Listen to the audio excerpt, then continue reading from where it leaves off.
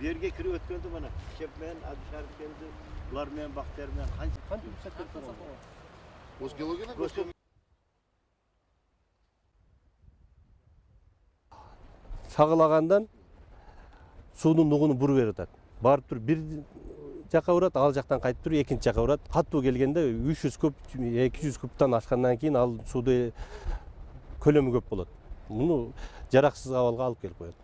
Ушул дамбанын тегерегинен шагыл албагыла деп эскертип атасыздар да силер. Шагыл албагыла деп жергиликтүү бийлик муну контроль кылыш керек. Бул жердечи биз кайра каттарды жазып атабыз, баардыгы эскертип атабыз. Булар түнү менен алып атат.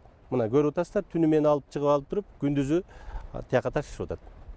Эми болбогон акчага сатышып атат.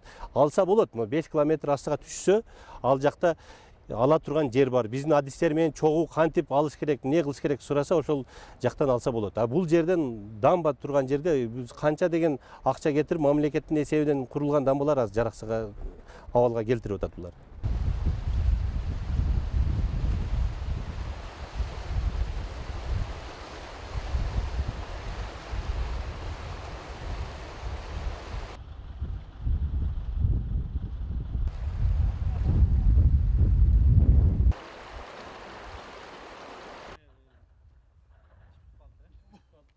Нар жагында 3 сом, жагында 3 сом. Запазы кылат, кес болгондо апарып таштайсың.